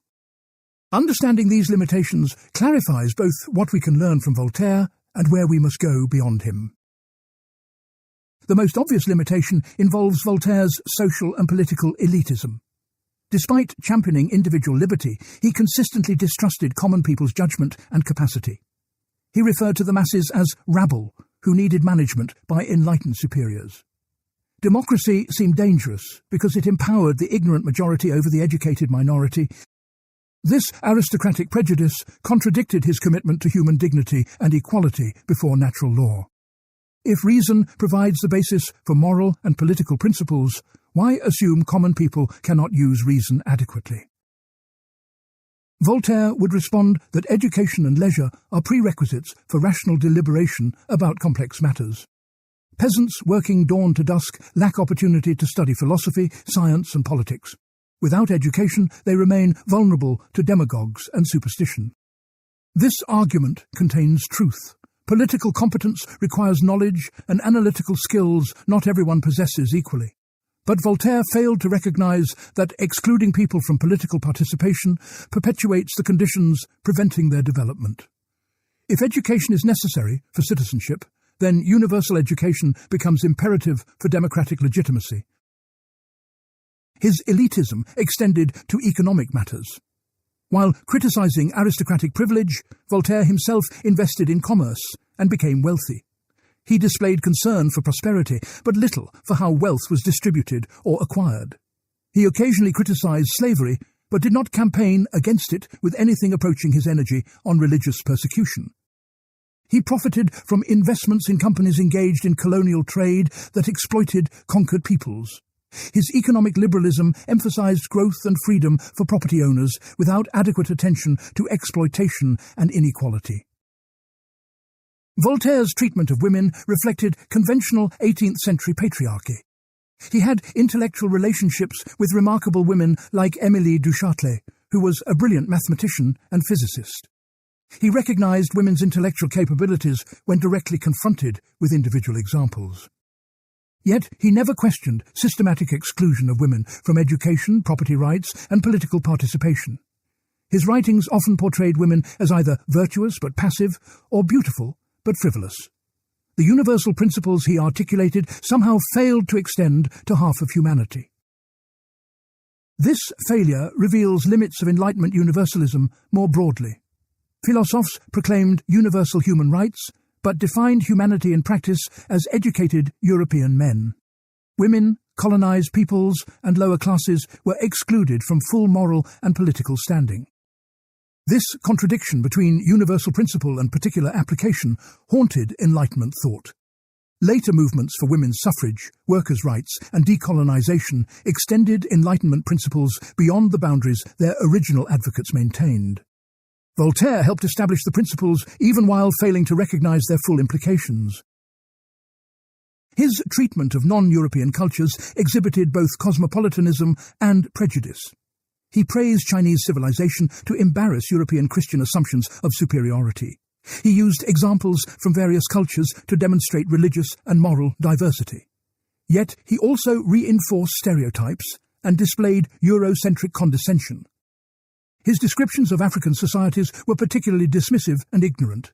He considered some peoples irredeemably savage and incapable of civilization without European tutelage. This combination of cultural relativism and European supremacy pervaded Enlightenment thought generally. Voltaire's historical works demonstrated tendentious selection of evidence supporting predetermined conclusions. His treatment of Christianity exaggerated religious violence while minimizing secular violence. He portrayed the Middle Ages as uniformly dark and oppressive, ignoring genuine cultural and intellectual achievements. His accounts of religious controversies caricatured theological positions he found absurd rather than engaging their strongest forms. These methodological flaws undermined his credibility as a historian, even while his broader interpretive insights remained valuable.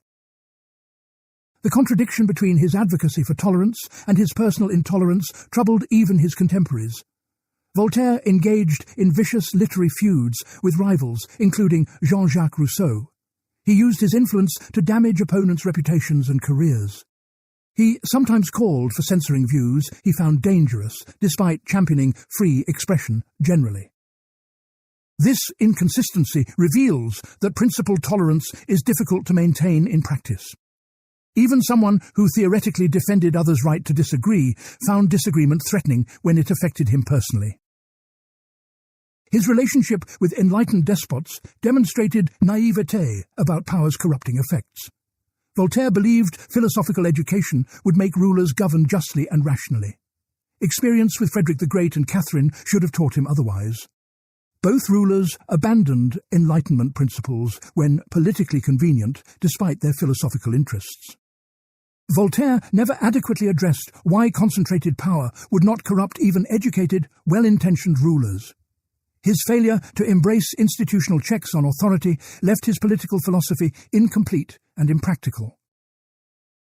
The relationship between Voltaire's deism and his attacks on religion raises questions about coherence. He maintained belief in God while ridiculing virtually all religious doctrines and practices. But if organized religion is as irrational and harmful as he claimed, what basis remains for believing in God at all? His design argument for God's existence faced logical difficulties he never adequately answered. His utilitarian defense of religious belief as necessary for social order contradicted his commitment to truth over utility. Some scholars argue Voltaire remained trapped in theistic assumptions he had intellectually outgrown. Recent scholarship has revealed complexities in Voltaire's religious thought, suggesting movement from deism toward more radical positions. His late writings show sympathy for ideas resembling Spinozistic pantheism, where God equals nature rather than existing separately as creator.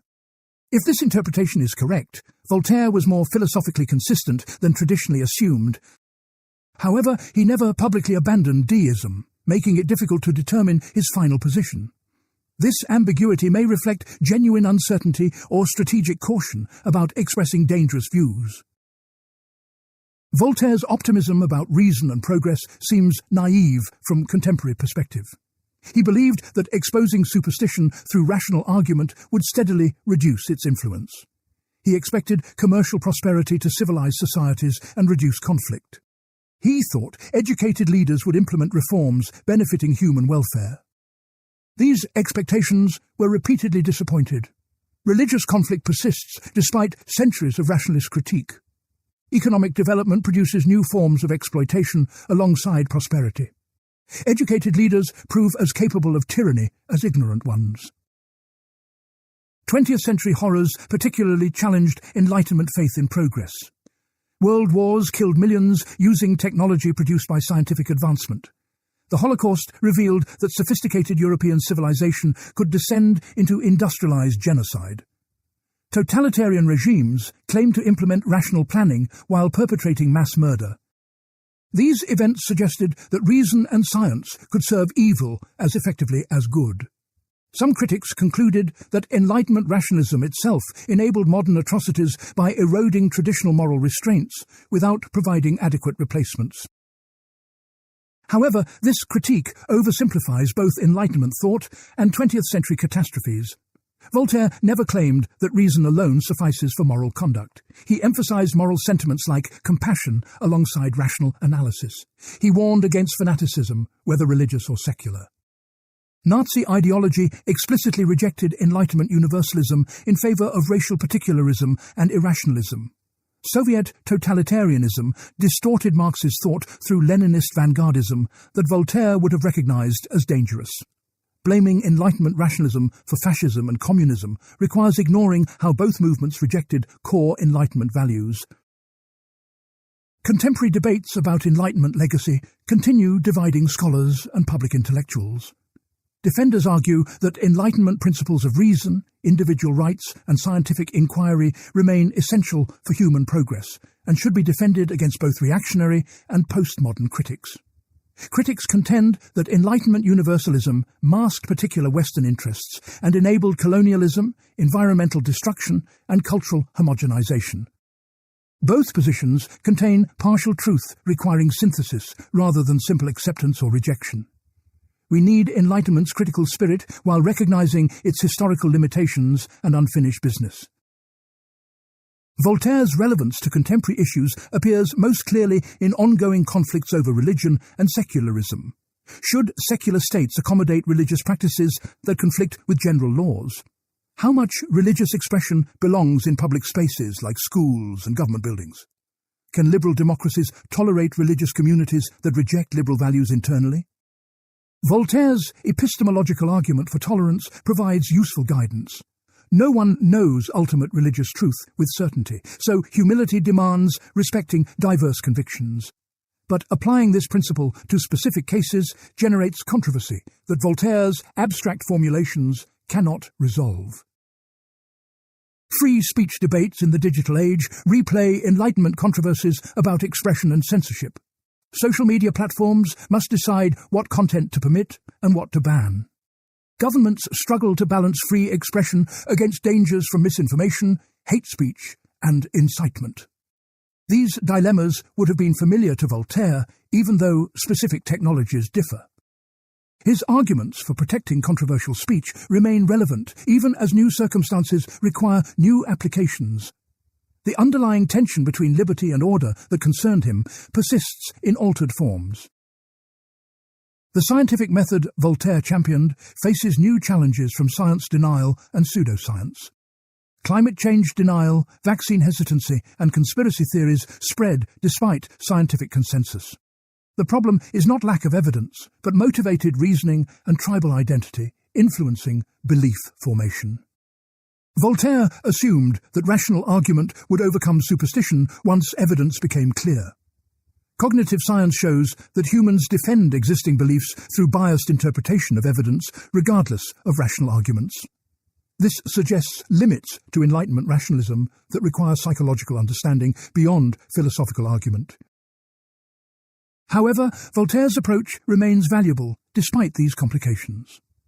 Persistent advocacy for evidence-based reasoning eventually shifts opinion even when individual minds resist change. Institutional commitment to scientific method enables technological progress despite popular misconceptions. Education in critical thinking improves people's ability to evaluate claims, even if it does not eliminate bias. The solution is not abandoning Enlightenment rationalism, but understanding its psychological and social preconditions more deeply than Voltaire could. Questions about human nature that Voltaire engaged remain central to philosophy and science. Are humans primarily rational or primarily emotional creatures? How much does culture versus biology determine behavior? Can moral progress occur, or does human nature impose fixed limits? Voltaire's empirical approach to these questions, observing actual human behavior rather than deducing from first principles, anticipated scientific psychology. Modern research confirms some of his insights while contradicting others, enabling refinement of Enlightenment psychology through empirical investigation. The environmental crisis poses challenges that Enlightenment thought did not anticipate. Voltaire celebrated commerce and economic growth as civilizing forces producing prosperity. He never considered that unlimited growth might deplete resources or degrade environments beyond recovery. The assumption that human flourishing requires dominating nature now appears dangerously mistaken. Some environmentalists blame Enlightenment anthropocentrism for ecological destruction. Others argue that Enlightenment science and rationality provide tools for addressing environmental problems. Both perspectives contain truth requiring balanced assessment of what to preserve and what to revise in Enlightenment legacy. Voltaire's legacy remains contested precisely because it matters. If his ideas were merely historical curiosities, we could study them with detachment. But his arguments about tolerance, freedom, reason and progress continue shaping how we understand ourselves and organize society. Different political and ideological movements appropriate Voltaire for conflicting purposes. Secular humanists claim him against religious conservatives. Classical liberals invoke him against both traditionalists and socialists. Each group emphasizes aspects of his thought supporting their agenda while ignoring contradictory elements.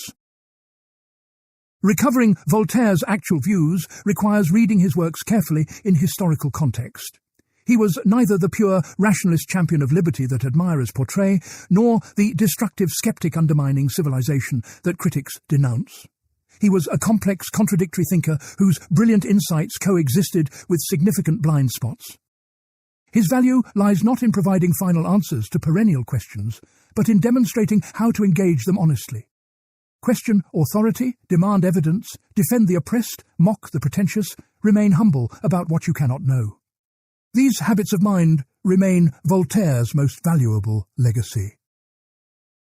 The deepest lesson from studying Voltaire may involve recognizing limits of individual genius. No single person can transcend their historical moment completely or solve all intellectual problems. Every thinker's contributions exist alongside limitations, reflecting their particular circumstances and perspectives. Progress occurs not through discovering perfect philosophical systems, but through cumulative refinement across generations. We build on insights from Voltaire and other Enlightenment thinkers while correcting their errors and addressing issues they could not have anticipated. This process of critical appropriation, taking what is valuable while rejecting what is harmful, characterizes intellectual and moral development. Voltaire's contemporary relevance ultimately depends on whether his fundamental commitments remain defensible.